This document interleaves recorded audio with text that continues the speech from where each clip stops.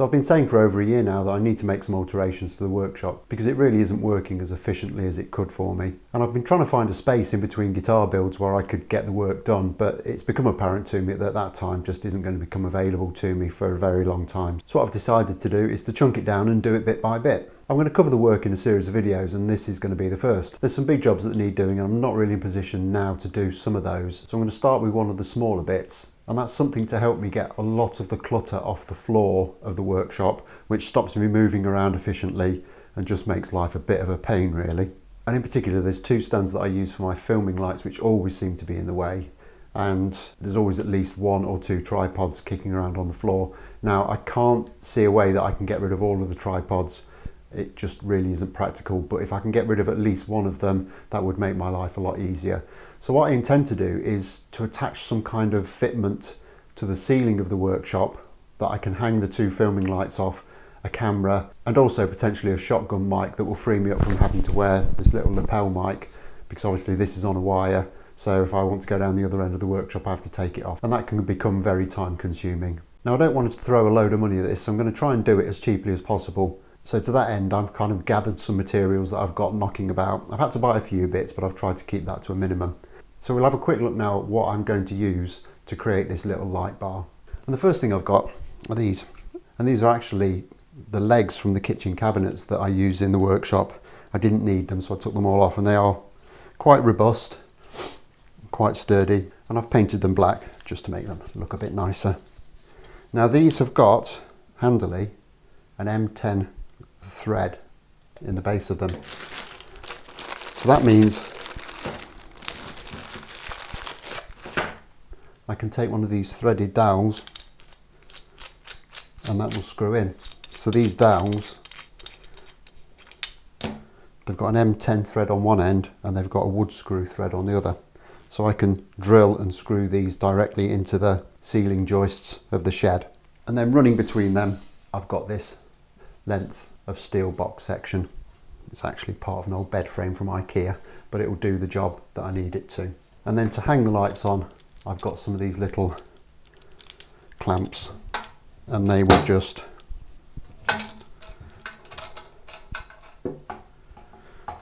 clamp onto that bar, and then the light screws onto this end, and they've got a little ball head on so they can move around and point in whatever direction that you want them to. And then to keep everything neat and tidy, I've got a bunch of these little Velcro straps. So all the cables can be tied up out of the way, but then if I need to move lights or if I need to rejig things, I can just take these off and get everything down again. I think in total, with the two clamps, the threaded dowels and the Velcro wraps, I've spent probably about £20. So it's not going to be an expensive job to do. Okay, so let's start to get this all fitted up. So the first thing I need to do is find that ceiling joist so I've got something solid to screw into. And for that, I'm going to need my trusty stud finder.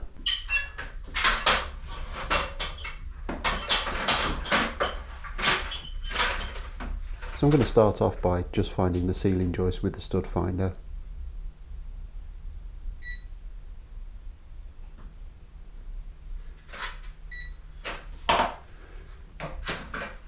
I've marked it in 3 positions and I'm just going to use this straight edge to mark a line across as best I can.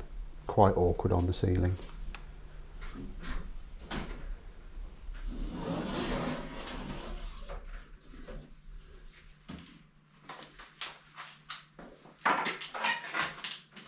With that done, I'm just going to take an 8mm drill bit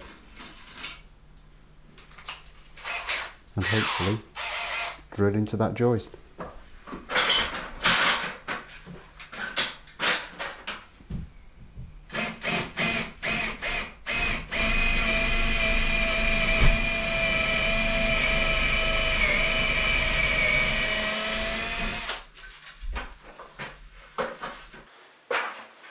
I think I need a new stud finder. I find this one very tricky to use.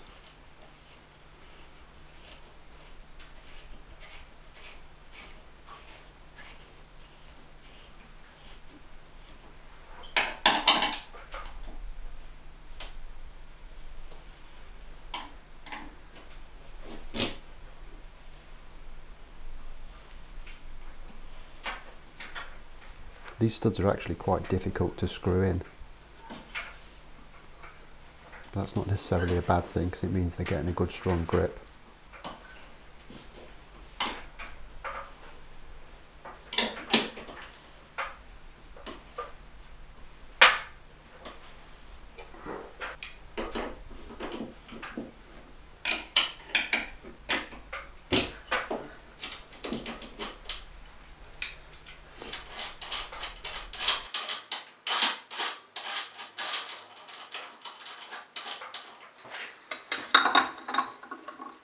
And here I'm just drilling a 6mm hole right the way through so I can bolt the cross member to it.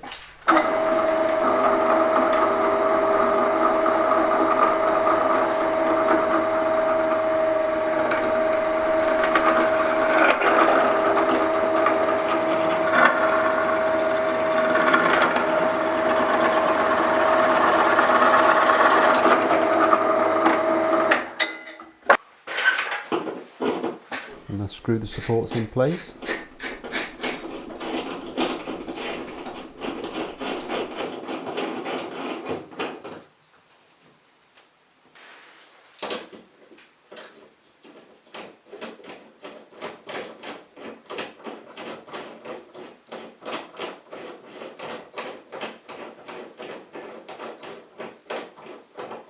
They are really very sturdy once they're in position. And then it's just a case of positioning the cross member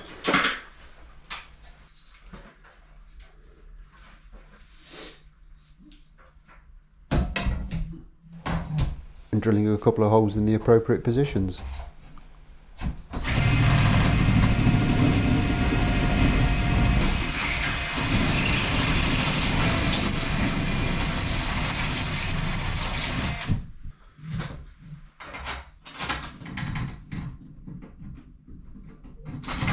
All these jobs you could do with 3 hands.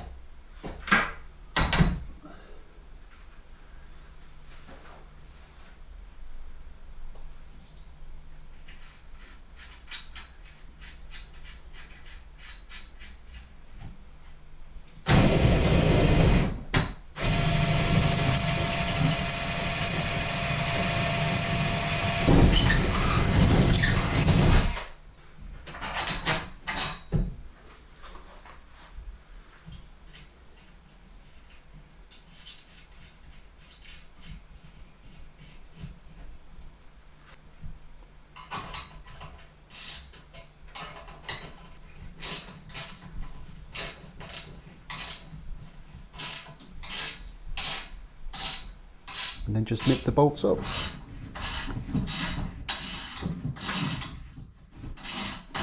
I've only got 2 M6 bolts holding this together, so it's not going to be massively strong, but it's more than enough for the lights and the camera, etc., that are going to be held on it. And as you can see, if you can even approach holding my bulk, it will easily do what I need it to do. And here I'm just attaching the various lights and camera brackets, etc., to the bar, and we can give it a test out, see how it does.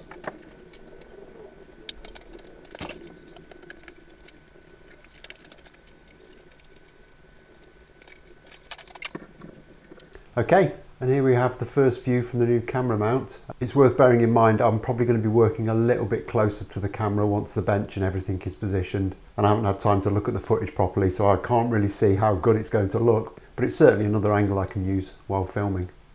So that's that little bit done for now. I'm not going to tie all the cables up just yet. I'm going to put them back on the stands until I'm at such a point in the organisation where I can spin the bench around 90 degrees. But I think that's a really good first step in these shop upgrades. The next step, which I'm going to tackle very soon, is to start to get some of this tool wall down and flipped around. But I'll save that for next time. So as always, like if you've liked, subscribe if you haven't already done so, and I'll look forward to seeing you in the next episode. Thanks a lot for watching. Bye bye.